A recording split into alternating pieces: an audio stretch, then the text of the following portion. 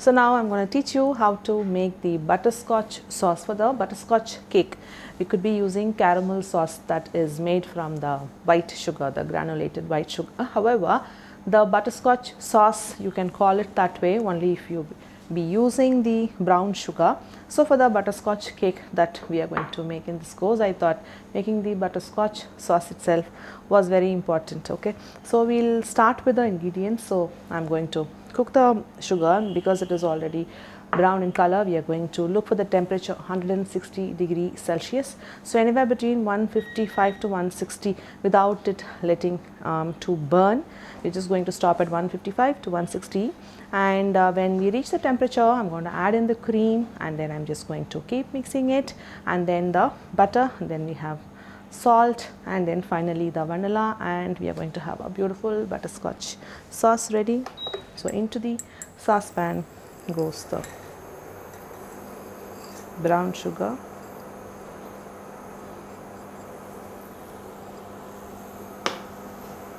just going to let the brown sugar melt first. I don't want to keep stirring it because it is going to lead to crystallization. And make sure you're not near the vent of the AC. Obviously in the kitchen with a stove you may not be having the AC going on, but then just make sure there is not any drastic temperature change happening. So just want to keep this in a warm place like your kitchen stove top. If there is any AC going on there, then there could be a possibility that the brown sugar or any sugar for that matter crystallizes, and then you might have to start over from the scratch. Okay, so just check with the heat. You can just keep taking it out of the saucepan and then just shake it up a bit to keep it back. Allow the heat for the saucepan to take in, and at the bottom of the brown sugar melt, and then we'll keep swelling up the pan so the heat distributes and the entire sugar first melts. And once we have the sugar fully melted, and then we start checking the temperature to see if it reaches 160 degree.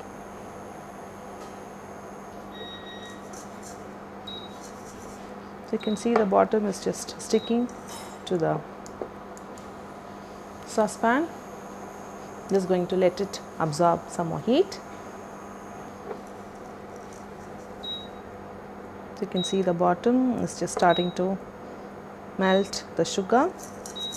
Just want to shake it up a bit so the heat kind of distributes itself, so the bottom doesn't burn in the beginning itself. So just want to shake it up so the ones in the bottom just moves itself within. So we have the dry sugar going to the bottom, so we could just distribute the heat.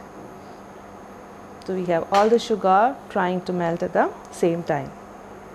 Just going to use the spatula to just give one stir. Just trying to avoid it burning.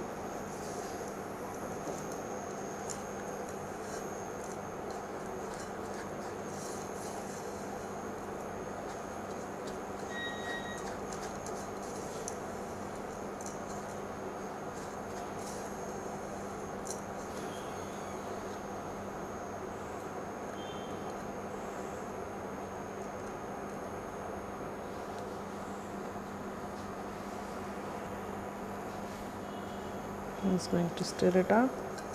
You see the bottom is just melted.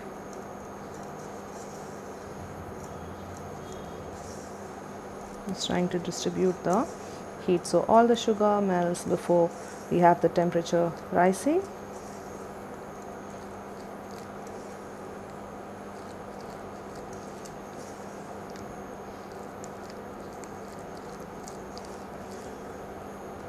So I'm just going to reduce the flame now that we have the dry sugar just all mixed up, but there are granules of the sugar still not melted well, so we need to give it that time before letting the temperature rise. So go to low flame and then let it cook furthermore.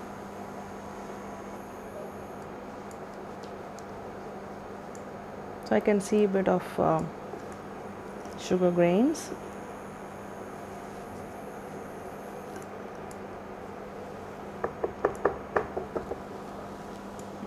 You just start checking the temperature.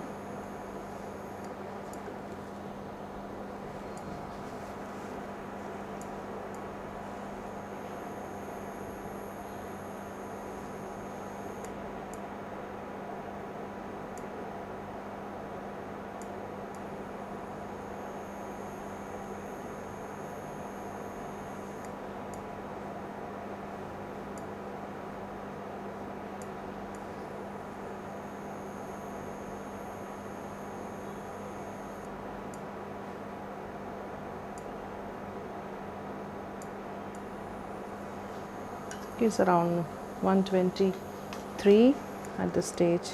Let me just check. The sugar is melted.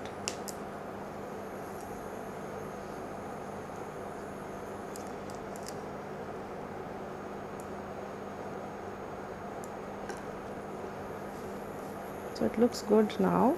So I'm just going to increase the heat and then start checking the temperature.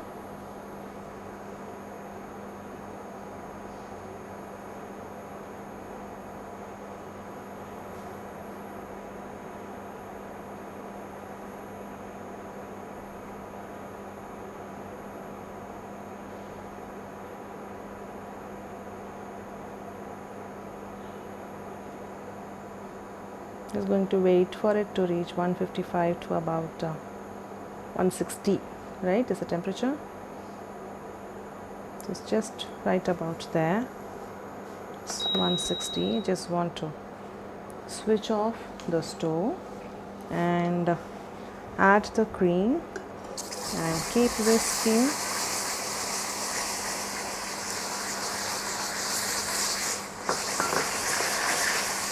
It's going to be quite hot. It's going to frizzle up as well, but just keep mixing.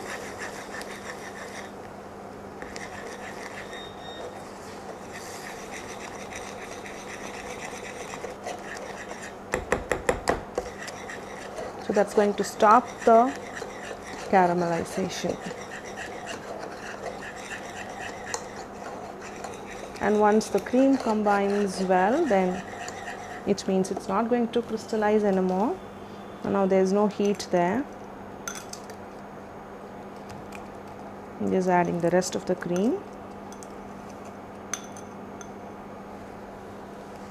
I'm just going to mix that up. You check the butterscotch sauce has a beautiful color, while the caramel sauce has its own beauty to the color. I also absolutely love how the butterscotch sauce looks and tastes as well. Now is the time I'll add the butter and then the salt. We are having a salted butterscotch sauce, and then the vanilla as well. Just going to let the butter melt and get itself incorporated with the sauce. And once the butter completely combines, we'll just heat it up again to thicken the sauce a bit, so we have the right consistency that we could just use it on the cake.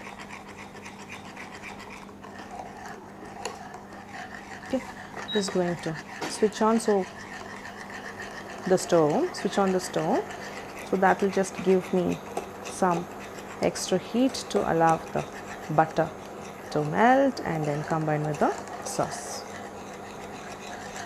So now without the temperature, it's kind of very risky to figure out at what stage is this brown sugar going to caramelize. So having the temperature, the thermometer will just give you absolutely right flavor of the butterscotch sauce. So it's just bubbling up and then boiling a bit.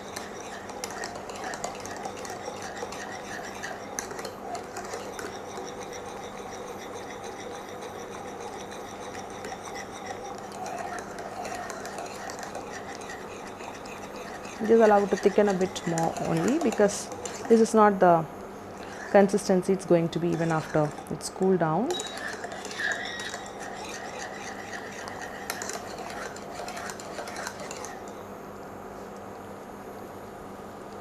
So it looks good now. It is going to thicken up even more. I'm just going to take this out of the stove and then immediately transfer it. You just want it to stop cooking, so you don't want to leave it in the pan in which it is cooking.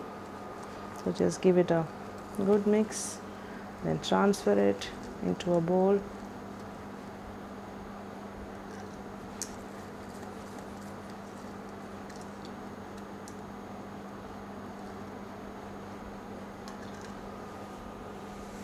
Okay, and then this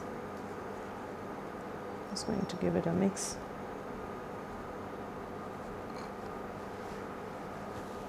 And this I'm going to surface wrap. Allow it to cool for some time in the room temperature, because it is extremely hot at the moment. And once it cools down, I'm going to surface wrap this and then keep it in the fridge. So I want to use it right from the fridge, so I have it in the thicker consistency. But in case if it is like too thick at the time that we are going to use it, we could microwave it a bit, so we could just get it in the stage that we want to put it on the cake. In case we are going to use this to flavor any of the other cream, then obviously it has to be cold right from the fridge.